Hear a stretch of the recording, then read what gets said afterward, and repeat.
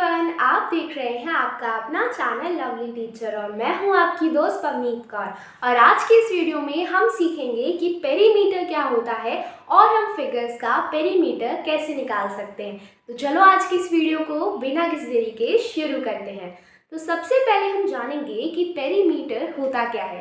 पहले इसकी एक डेफिनेशन देख लेते हैं, उसके बाद असल में समझेंगे कि ये है क्या। तो पहले है इसकी definition, length of boundary of a figure. Perimeter क्या होता है? किसी भी फिगर की बाउंड्री की लेंथ। मान लो यहाँ पर हमारे पास ये फिगर है, अब इसका पेरीमीटर कैसे निकालेंगे? इसकी बाउंड्री क्या है? ये इसकी पूरी बाउंड्री है।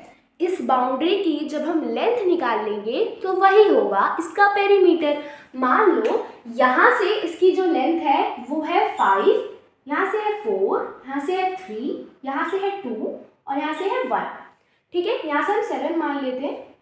ठीक है, अब अगर हमें पेरीमीटर निकालना है तो वो किसी यूनिट में आएगा, जैसे सेंटीमीटर, मीटर, मिलीमीटर। तो इस तरीके से हम पेरीमीटर निकालते हैं यूनिट के साथ। तो यहाँ पर मान लो ये 5 सेंटीमीटर, 4 सेंटीमीटर, 3 सेंटीमीटर, 2 सेंटीमीटर और 7 सेंटीमीटर है। तो अगर इसका हमें पेरीमीटर निकालना है तो हमें सारी लेंथ्स को ऐड करना पड़ेगा, तभी तो हमारे पास पूरी बाउंड्री की लेंथ आएगी। तो हम कर देंगे 5 + 4 + 3 + 2 + 7। इसको सॉल्व करते ही हमारा जो है पेरीमीटर आ जाएगा। तो इसी तरीके से हम पेरीमीटर निकाल सकते हैं। बस हमें क्या निकालना है? बाउंड्री की लेंथ। तो अब हम सीखेंगे कि हम कुछ कॉमन फिगर्स जैसे कि रेक्टेंगल, स्क्वायर और ट्राइंगल का पेरीमीटर कैसे निकाल सकते हैं। वैसे तो हमें लेंथ की बाउंड्री ही हमें बाउंड्री की लेंथ ही निकालनी है, लेकिन जब हम पेरीमीटर निकालते हैं तो उसे जल्दी करने के लिए हमें कुछ फॉर्मूलाज पता होने चाहिए। अगर हमें वो पता है तो हम पेरीमीटर जल्दी निकाल सकते हैं। अब आपको फॉर्मूले याद ना करने पड़े, इसलिए मैं आज आपको बताऊंगी कि आप फॉर्मूले आए कहाँ से, यानी कि फॉर्मूला ओरिजिनेट कैसे हुआ, फॉर्मूले बनते कैसे हैं, वो मैं आपको बताऊंगी ताकि आपको कुछ भी याद ना करना पड़े। तो सबसे पहले स्टार्ट करेंगे हम रेक्टेंगल से। हमें पता है कि रेक्टेंगल की अपोजिट साइड्स इक्वल होती है। तो अगर ये बड़ा वाला क्या होता है? लेंथ होता है और ये छोटा वाला होता है ब्रेथ। तो अगर अपोजिट साइड्स इक्वल है तो इसकी अपोजिट है ये, तो ये भी लेंथ हो जाएगी, और इसकी अपोजिट है ये, तो ये भी ब्रेथ हो जाएगी। तो यहाँ पर हमारे पास आ गया ये लेंथ, ये ब्रेथ और ये भी ब्रेथ। अब अगर हमें बाउंड्री की लेंथ निकालनी है तो हमें करना पड़ेगा L + B + L + B, सबका सम ही निकालना है। अब देखो यहाँ पर 2 बार L आ रहा है और 2 ही बार B आ रहा है, तो क्या हम इसे लिख सकते हैं 2L + 2B। अभी भी हमें मज़ा नहीं आ रहा है, 2 जो है दोनों तरफ आ रहा है, तो हम इसे कॉमन ले लेते हैं। तो यहाँ पर अगर हम 2 को कॉमन ले लें तो यहाँ पर ब्रैकेट आ जाएगा जिसके अंदर आ जाएगा L + B। अब अगर ये ब्रैकेट के अंदर है इसका मतलब हमें 2 को मल्टीप्लाई करना है। ठीक है, और यहाँ पर हमारा फॉर्मूला रेक्टेंगल का बनकर आ जाता है। कैसे निकाला? सबसे पहले हमें पता है कि रेक्टेंगल की अपोजिट साइड्स जो है इक्वल होती है। तो अगर ये लेंथ है तो ये भी लेंथ हो जाएगी, ये ब्रेथ है तो ये भी ब्रेथ हो जाएगी। बाउंड्री की लेंथ निकालने के लिए हमें करना पड़ेगा लेंथ + ब्रेथ + लेंथ + ब्रेथ, चारों को ऐड करना पड़ेगा। अब अगर हमारे पास लेंथ भी 2 है, ब्रेथ भी 2 है, तो हम ले लेंगे 2L + 2B। अब 2 दोनों जगह आ रहा है तो हमने उसे कॉमन ले लिया, तो वो मल्टीप्लिकेशन में आ गया और यहाँ पर आ गया L + B। अब एक एग्जाम्पल लेते हैं और देखते हैं पेरीमीटर कैसे निकालना है। मान लो लेंथ है यहाँ पर 3 सेंटीमीटर और ब्रेथ है जो है 2 सेंटीमीटर है। ठीक है, अब हमारा फॉर्मूला क्या है?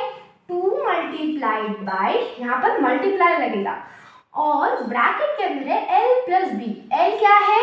3 और ब्रेथ क्या है? 2, तो ये ऐड हो जाएगा। 2 × 3 + 2 क्या होता है? 5, 2 5 हो जाएगा 10। यूनिट क्या है? सेंटीमीटर। तो पेरीमीटर आ गया है 10 सेंटीमीटर। तो समझ में आया रेक्टेंगल का पेरीमीटर कैसे निकालते हैं? फॉर्मूला क्या होता है? 2 × L + B। अब देखते हैं कि स्क्वायर का पेरीमीटर हम कैसे निकाल सकते हैं। हमें पता है कि स्क्वायर की सारी साइड्स जो है इक्वल होती है, स्क्वायर की सारी साइड्स इक्वल होती हैं। तो हम मान लेते हैं ए, एक साइड को अगर हमने ए माना तो तीनों भी जो बाकी के बची हैं वो भी ए ही हो जाएंगी, क्योंकि सब इक्वल ही है। तो हम इन्हें ए मान लेते हैं। तो हम यहाँ पर इन्हें ऐड करेंगे। बाउंड्री की लेंथ निकालने के लिए पूरी लेंथ ही तो निकालनी पड़ती है। तो अगर इसकी लेंथ ए है, सबकी लेंथ ए है, तो हमें सबको ऐड करना पड़ेगा। तो ये हो जाएगा ए प्लस ए प्लस ए प्लस ए। अब 4 बार ए आ रहा है तो हम सीधा इसे 4a नहीं लिख सकते, तो हम लिख देंगे इसे 4a। यहाँ पर 4a का मतलब क्या है? 4 multiplied by a, 4 multiplied by a। तो यहाँ पर जब भी हमें स्क्वायर का पेरीमीटर निकालना है तो हमें स्क्वायर की एक साइड की लेंथ को 4 से मल्टीप्लाई करना है। एक एग्जाम्पल लेते हैं। मान लो स्क्वायर की एक साइड है 5 सेंटीमीटर, एक साइड है 5 सेंटीमीटर, तो सारी साइड्स 5 सेंटीमीटर ही हो जाएंगी। पेरीमीटर कैसे निकालेंगे?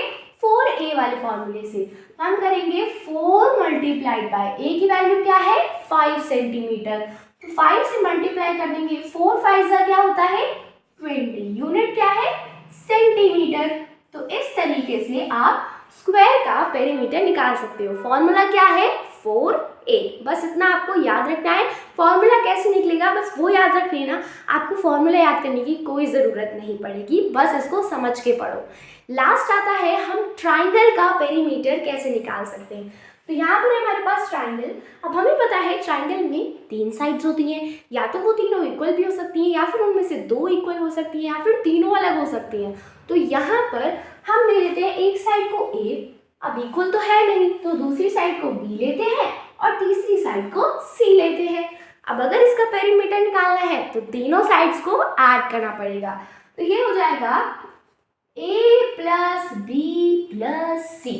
तो मतलब ट्राइंगल का पेरीमीटर मतलब सम ऑफ ऑल साइड्स, यानी कि जितनी भी 3 साइड है उन तीनों की लेंथ को ऐड कर लो, आपका ट्राइंगल का पेरीमीटर आ जाएगा।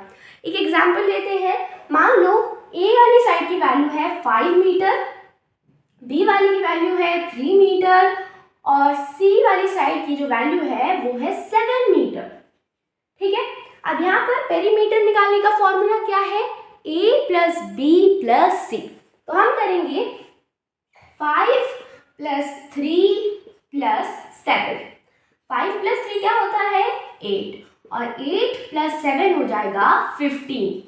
यूनिट क्या है? मीटर। तो ट्राइंगल का इस ट्राइंगल का पेरीमीटर आ गया है 15 मीटर। बाकी अगर आपको किसी भी फिगर का पेरीमीटर निकालना है तो क्या करना पड़ेगा? बाउंड्री की लेंथ निकालनी पड़ेगी। रेक्टेंगल के लिए 2 × L प्लस B, स्क्वायर के लिए 4a और ट्राइंगल के लिए a plus b plus c, बाकी सबके लिए सम ऑफ ऑल साइड्स। ये समझ में आया? ये आपको समझ में आ गया पेरीमीटर क्या होता है? तो अब आपको बहुत सारे फिगर्स लेने हैं और उन सबका पेरीमीटर निकालने की कोशिश करनी है। ठीक है। अब इसी के साथ हमारी आज की वीडियो होती है समाप्त। तो अगर आपको ये वीडियो अच्छी लगी हो तो इस वीडियो को लाइक करना, चैनल पर नहीं तो चैनल को सब्सक्राइब करना और इस वीडियो को शेयर भी करना। ओके, बाय बाय, मिलते हैं अगले एपिसोड में।